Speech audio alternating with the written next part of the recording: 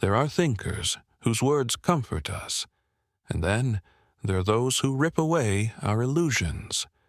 Niccolò Machiavelli belongs to the latter. He didn't try to paint the world as beautiful. He tried to show us how it actually works, and what he found wasn't kind or fair or hopeful. The ends justify the means. That's the phrase most people associate with Machiavelli, but it's a simplification. His philosophy isn't about cruelty for its own sake. It's about clarity, control, and survival. Machiavelli teaches us not how to be good, but how not to be destroyed. Not how to be loved, but how to rule.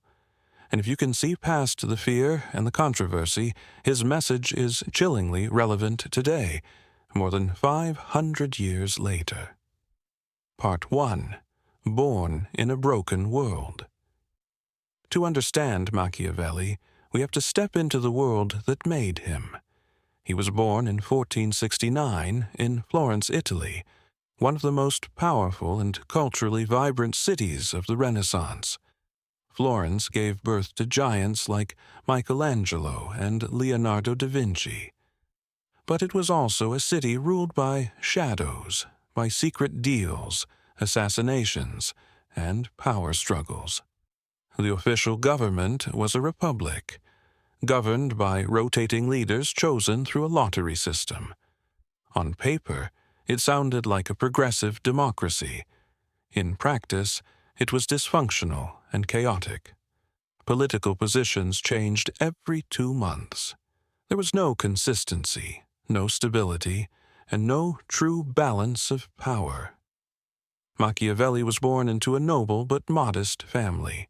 His father, Bernardo, was an educated man, a lawyer by training, but one who had lost both wealth and status. He kept a vast personal library and was skeptical of the church, preferring Roman philosophy over Christian dogma. Machiavelli's mother, by contrast, was a devout Catholic who wrote religious poetry.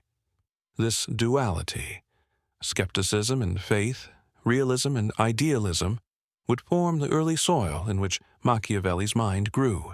He was educated in Latin, grammar, rhetoric, and classical literature.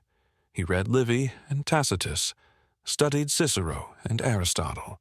But most of all, he watched the world around him, and what he saw was a far cry from the idealistic lessons of virtue and justice. Men are driven by 2 principal impulses, either by love or by fear. Niccolò Machiavelli Florence, like much of Italy, was not governed by laws or principles, but by families. The Medici, the Borgia, the Sforza. These dynasties traded alliances like cards, hired mercenaries, and bribed or blackmailed their way to dominance. As a child, Machiavelli watched as conspirators were hanged and left to rot in the town square, a brutal display of power used to keep the rest silent. These weren't just stories. They were warnings etched into his mind. Part 2. The Illusion of Virtue. At the heart of Machiavelli's thinking lies a central question.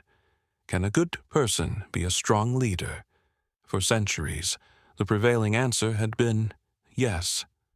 Philosophers from Plato to Aquinas taught that justice, morality, and virtue were the hallmarks of a great ruler. Machiavelli shattered that illusion.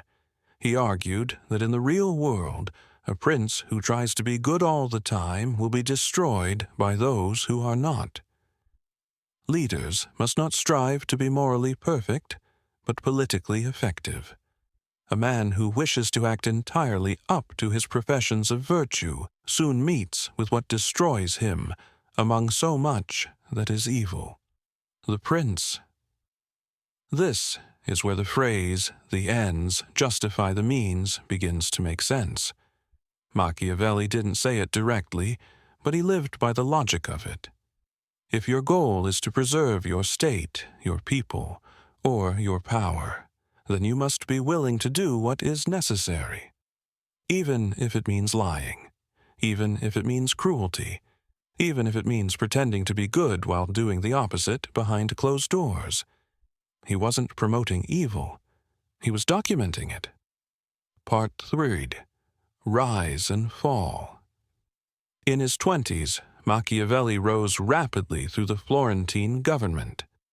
After the Medici were expelled in 1494, a new republic was formed, and Machiavelli was placed in charge of foreign affairs and military matters.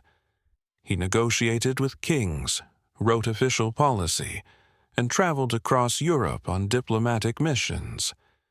He rubbed shoulders with popes, princes, and mercenary generals. He witnessed firsthand the violence, betrayal, and calculation that ruled the continent. For 14 years, he served Florence with tireless loyalty, but Florence was weak and surrounded by stronger, hungrier states. In 1512, the Medici family returned to power with the help of Spanish troops. The republic collapsed overnight. Machiavelli was arrested, tortured, and exiled, stripped of his titles, broken in body, and cast aside by the very state he had served. Machiavelli retreated to his farm outside Florence. There, in solitude, he began to write, and what he wrote would change the world forever. Part 4.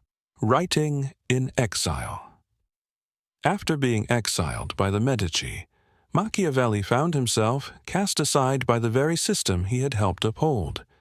He had no power, no income, and no audience.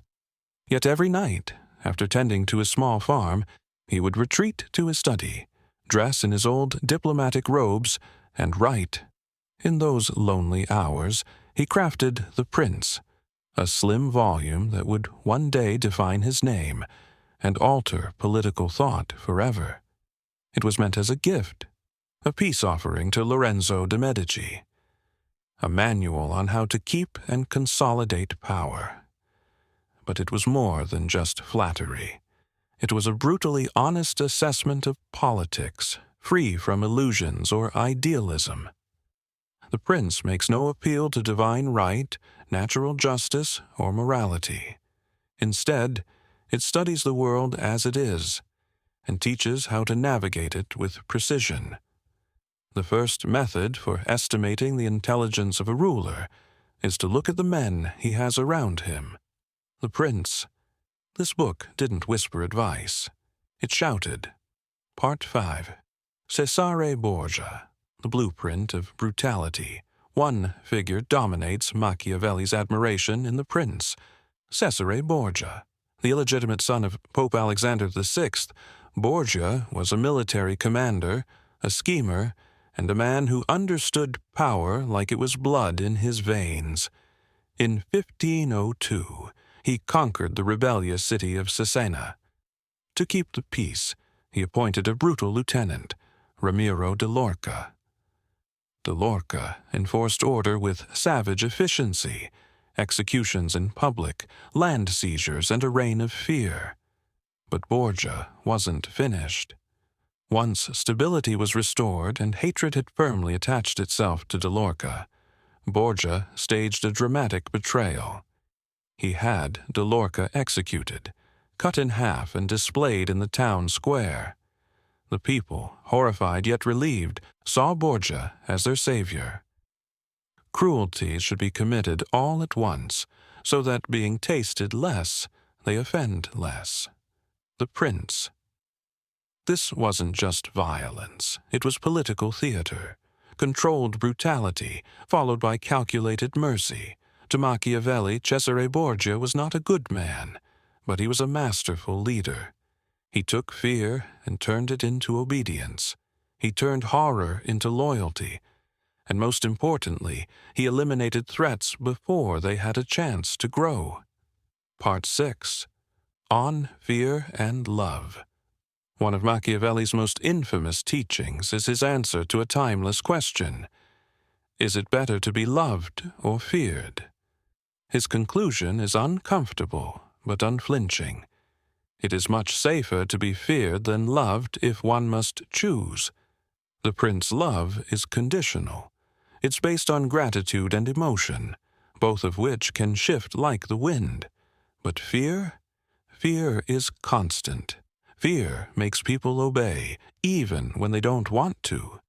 That said, Machiavelli was not advocating tyranny. He warns that a ruler must avoid being hated.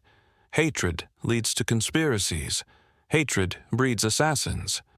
The trick is balance. Be feared, but not despised. Be strong, but not cruel for cruelty's sake. Strike only when necessary, and strike with enough force that you don't have to strike again. Part 7. The Power of Appearance. To Machiavelli, the truth was almost irrelevant in politics. What mattered was what people believed. He said a ruler doesn't need to actually possess the virtues of honesty, compassion, or integrity. They just need to appear to. Everyone sees what you appear to be. Few experience what you really are. The prince. The masses are easily influenced by symbols, rituals, and appearances. They do not question what they see if the outcome benefits them. And because so few people ever witness the inner workings of power, most will judge you only by your words and results. So show them results, and make your words golden, even if they're hollow inside. He writes that a ruler should seem pious, generous, and just. But when circumstances change, they must be willing to abandon these qualities in a heartbeat. Machiavelli was clear. To survive in power, you must know how to betray, how to lie, and how to manipulate, without losing your image. In his world, perception was not just a political tool, it was the reality. The promise made was a necessity of the past. The promise broken is a necessity of the present. The Prince, Part 8, Fortuna and Virtù. Perhaps Machiavelli's most profound contribution to political theory is his explanation of Fortuna and Virtù, two forces that shape our lives. Fortuna represents luck, chance, chaos. It is the unpredictable storm, the flood that destroys a city. Virtù, on the other hand, is strength, boldness, strategic action. Not virtue in the moral sense, but the capacity to act decisively and bend fate to your will. Fortune is a woman, and it is necessary, if you wish to master her, to conquer her by force. The prince. He uses the analogy of a river. When it floods, it sweeps away everything in its path. But wise leaders prepare in advance. They build dams, banks, and escape routes. So it is with power. You can't. Part 9. The Beast Within. Machiavelli believed that humans are not inherently noble. Beneath our rituals, rules, and religions lies something primal, a wildness we like to pretend doesn't exist. He warned that a ruler must know how to act as an animal when the time demands it. But not just any animal. A prince must learn how to be both the fox and the lion. The prince, the lion, represents strength, power, and fear. It can fight off wolves, but it cannot detect traps. The fox, on the other hand, is cunning, clever, and elusive. It can see the snare, but cannot defeat the hunter. If you are only a lion, you will be deceived. If you are only a fox, you will be destroyed. But if you can become both, if you can blend strength with subtlety, you will rule. It's not about abandoning humanity.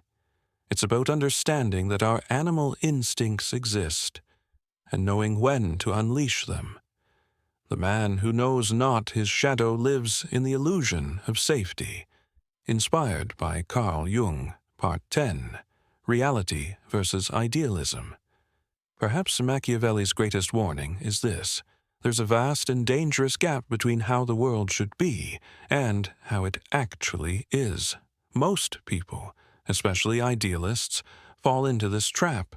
They think the world runs on fairness, kindness, and justice, and when it doesn't, they're shocked, and then crushed. Machiavelli tells us, don't live in fantasy. A man who neglects what is done for, what ought to be done, sooner effects his ruin than his preservation.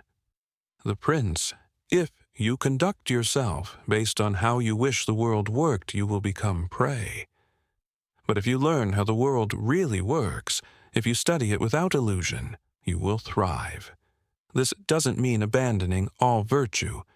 It means knowing when virtue will cost you everything. Hope is a beautiful lie. Preparedness is an ugly truth. Unknown, Machiavelli doesn't tell us to be evil. He tells us to be honest about evil and know how to deal with it. Part 11. Machiavelli Today. Many dismiss Machiavelli as outdated, a relic of corrupt Renaissance courts. But in reality, his insights are more relevant now than ever. Modern politics is ruled by optics. Leaders rise and fall on perception. The game has changed, but the rules, not so much. Corporations brand themselves as virtuous, inclusive, green, while behind the scenes, they chase profit above all. Politicians preach values on camera, then negotiate power deals in the dark. Social media allows us all to craft appearances, highlight reels of virtue and success, while masking struggle and manipulation. We live in a Machiavellian age. We just call it marketing. Anonymous strategist. In this landscape, those who understand perception, who adapt quickly, who know when to be lion and when to be fox, those are the ones who rise. Whether in business, politics, or daily life, Machiavelli offers something most advice doesn't. A survival manual, not for the faint of heart, but for the clear-eyed. Part 2. The price of truth. Machiavelli paid dearly for telling the truth. He was never trusted again, never returned to power. The prince was banned by the church. His name became synonymous with evil. But was he a villain or a mirror? He showed us the world as it is, violent, dishonest, hungry for power, and dared to say it out loud. The truth is rarely pure and never simple. Oscar Wilde. And yet, by exposing the game, he gave us tools to survive, to lead, to protect. He warned, do not wait for the world to be kind. Build strength for when it isn't. Even today, people fear Machiavelli's ideas because they challenge our comfort. They force us to ask, what am I pretending not to see? Conclusion. So where does this leave us? If you take Machiavelli too literally, you risk becoming the tyrant. Cold, ruthless, feared by all, alone. But if you ignore him completely, you walk into the world blind, an idealist in a den of wolves. The key is balance. Use your conscience. But know when to sharpen your instincts. Speak truth, but be ready to act strategically. Be kind when you can. Be feared when you must. And above all, live by how the world works, not how you wish it would. Machiavelli's core warning. Because whether you embrace his advice or reject it, one thing is certain. Someone else is using it, and they are shaping the world around you. So, will you be the sheep who dreams, or the wolf who sees clearly?